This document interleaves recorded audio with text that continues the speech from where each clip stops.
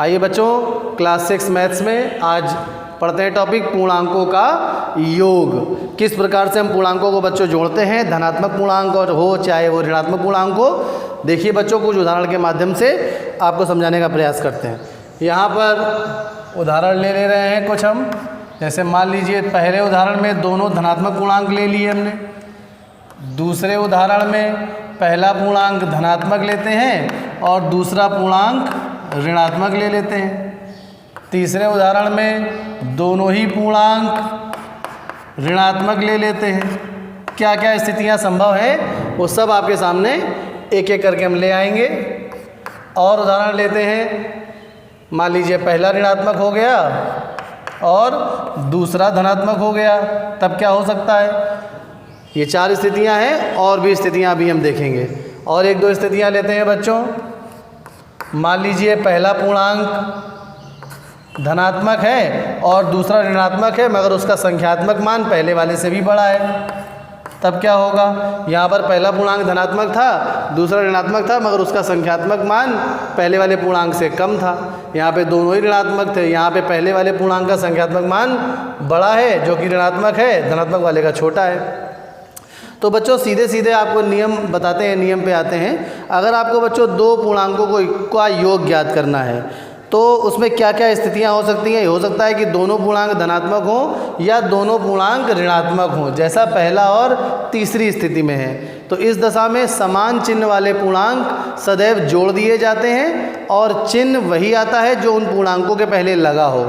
अब यहाँ पर देखिए, पहले वाला उदाहरण नंबर ए और उदाहरण नंबर सी, ये ऐसा ही है जिसमें समान चिन्ह वाले पूर्णांक हैं और दोनों को हमें जोड़ना है। अगर आगे कोई चिन्ह नहीं है, इसका मतलब है कि वो धनात्मक है।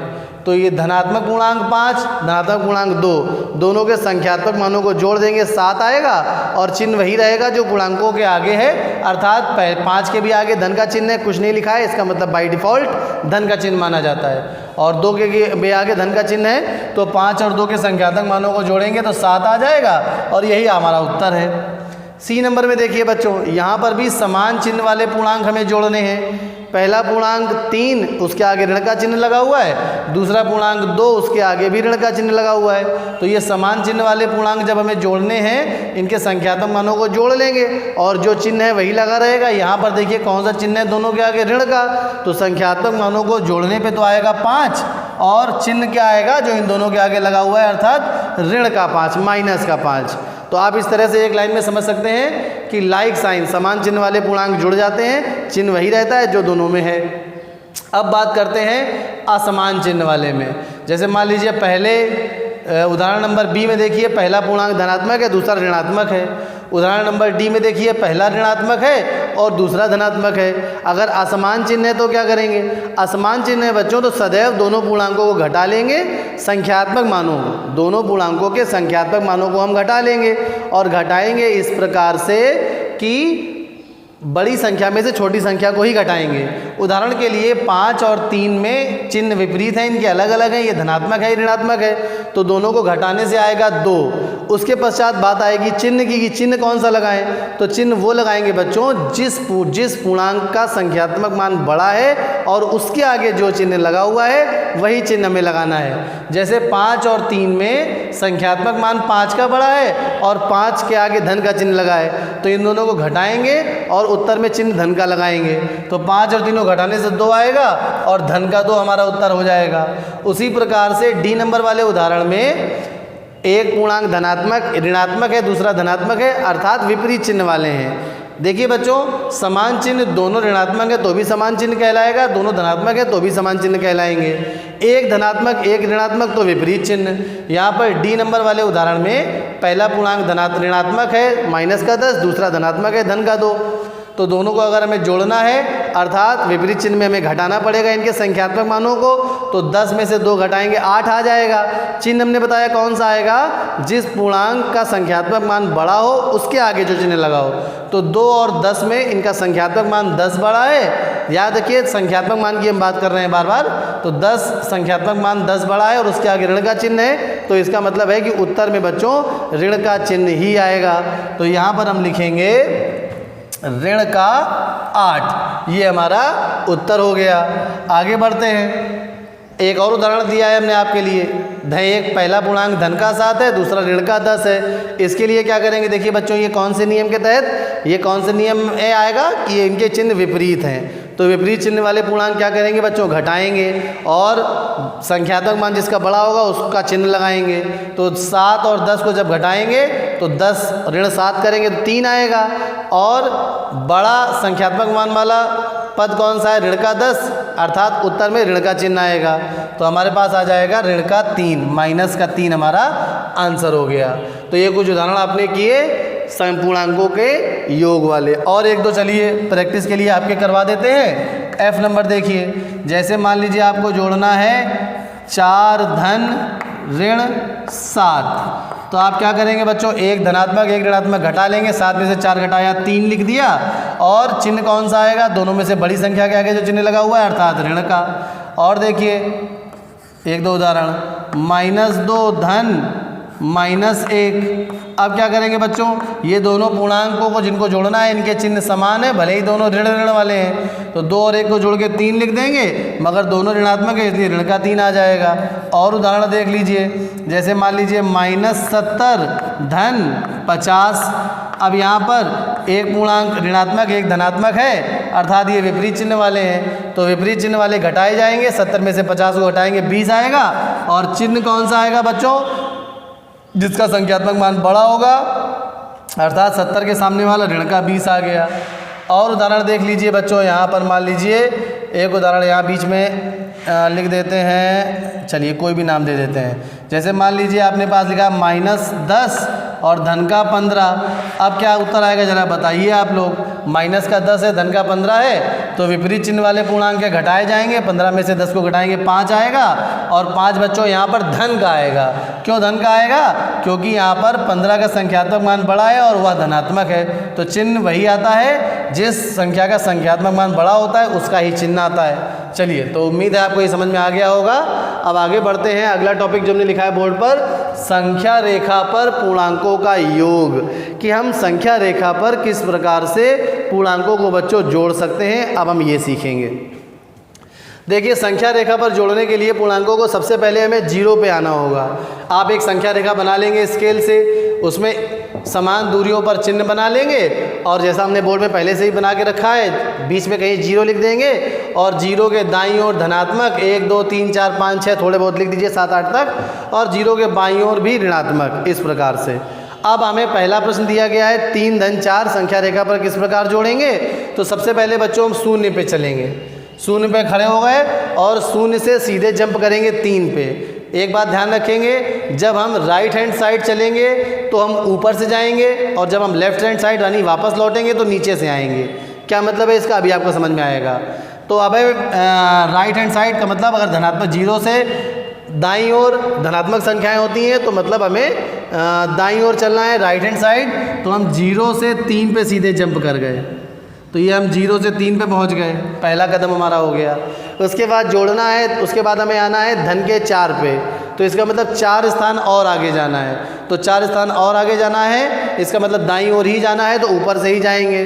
तो 4 स्थान यहाँ पर 3 थे, काउंट कर लेंगे, 3 के बाद 3 को अब 0 मानेंगे, फिर 1 स्थान 2 स्थान 3 स्थान 4 स्थान, मतलब हम कहाँ पहुँच गए, 4 स्थानों पे 7 पे। तो ये हम फाइनली अब कहाँ पहुँच गए, 7 पे। तो संख्या रेखा द्वारा इसका योगफल कितना आ गया बच्चों, 7। पहले हमने 0 से 3 स्थान जंप किया दाहिनी तरफ, फिर आगे प्लस का 4 लिखा था, तो 3 से 4 स्थान आगे खिसके। 3 से कैसे 4 स्थान, देखिए 1 स्थान 2 स्थान 3 स्थान, और ये फाइनली 4 स्थान यहाँ पर पहुँच गए। अगला उदाहरण है 4 धन ऋण 5। अब देखिए, सबसे पहले 4 धनात्मक है, तो 0 से हम सीधे 4 पे जंप कर गए, तो ये 0 से 4 पे जंप कर गए। उसके बाद धन के बाद आ रहा ऋण 5। ऋण 5 का मतलब हो गया कि अब हमें विपरीत दिशा में चलना होगा, ऋणात्मक संख्या क्योंकि इस तरफ लिखी हुई हैं, तो 5 स्थान हमें चलना है बच्चों विपरीत दिशा में। जहाँ पे भी ऋण का चिन्ह आ जाए वहाँ विपरीत दिशा में चल देंगे। विपरीत दिशा में कहाँ से चलेंगे, नीचे से। कितने स्थान चलना है, 5 स्थान। तो 4 से ध्यान रखिए, 4 को अब 0 समझेंगे और लेफ्ट हैंड साइड बाईं दिशा में चलेंगे। 4 से 1 स्थान 2 स्थान 3 स्थान 4 स्थान 5 स्थान, यानी हम -1 पे पहुंच चुके हैं। चिन्ह इस तरह से लगाएंगे। तो हमारा उत्तर फाइनली क्या आ गया बच्चों, ऋण का 1। फिर से देखिए 4 धन -5 करना था। सबसे पहले स्टार्टिंग में हम 0 पे रहते हैं, 0 से 4 धनात्मक मिला तो हम सीधे दाईं ओर धनात्मक 4 पे जंप कर गए। उसके बाद धन के बाद ऋण का 5 है, मतलब वापस दिशा में लौटना है, हमें उल्टी दिशा में चलना होगा। कितने स्थान, 5 स्थान। तो 4 से हम 5 स्थान चले, 1 स्थान, 2 स्थान, 3 स्थान, 4 स्थान और 5 स्थान के बाद -1 पे सीधे आ गए।